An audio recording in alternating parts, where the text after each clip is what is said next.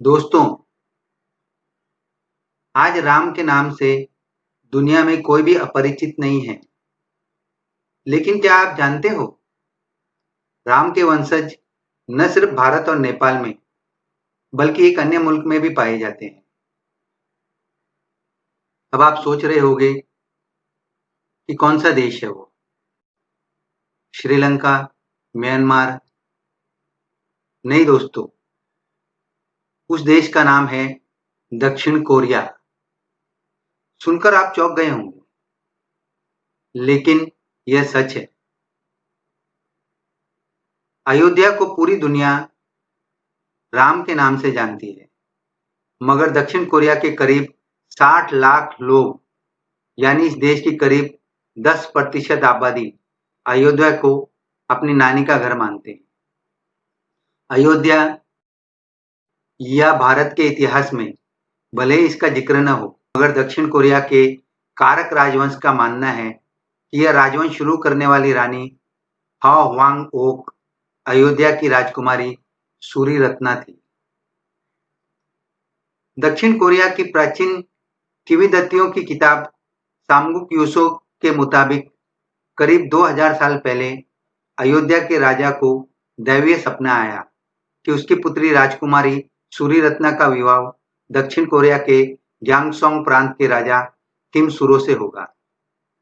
उन्होंने 16 वर्षीय राजकुमारी को समुद्र मार्ग से कोरिया भेजा। 2 माह के बाद राजकुमारी किम हे शहर पहुंची। यहाँ राजा से उनका विवाह हुआ। अब आप पूछोगे, यह लोग राम के वंशज कैसे हुए? वह तो किम सुरो के वंशज हुए। हाँ, कोरिया में बच्चे पिता के वंश नाम को आगे बढ़ाते हैं। इस प्रथा से रानी हाओ दुखी हुई, तो राजा ने नई प्रथा शुरू की। रानी हाओ के बच्चों ने उनका ही वंश नाम आगे बढ़ाया। यही वंश कारक राजवंश बना। इस प्रकार वे राम के वंशज हुए।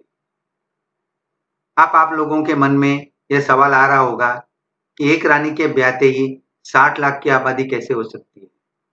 तो दोस्तों, राजाओं के समय जब राजकुमारी का ब्याह होता था, तो उनके साथ दासियां, सहेलियां, पूरी एक टीम जाती थी। तो रानी भी अकेले दक्षिण कोरिया में नहीं गई, उसके साथ भी बहुत सारी सहेलियां और दासियां गई थी, और वह भी वहीं बस गई। उन्होंने भी अपना घर वहीं बसाया। दोस्तों, हर साल दक्षिण कोरिया से 100 से ज्यादा लोगों का दल अयोध्या अपने इसी इतिहास को सजोने भी आता है। अयोध्या में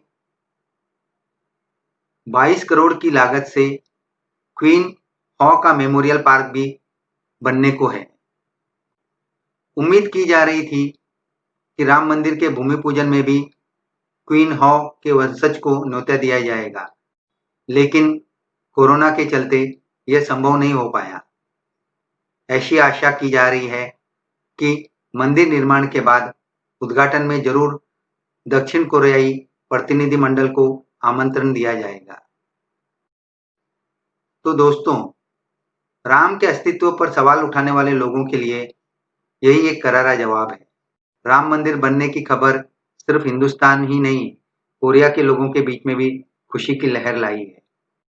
कैसी लगी आपको मेरी यह जानकारी? मुझे उम्मीद है आपको पसंद आई होगी। तो जल्दी मेरे चैनल को लाइक कीजिए, सब्सक्राइब कीजिए और इंतजार कीजिए मेरे अगले वीडियो का। वीडियो देखने के लिए धन्यवाद।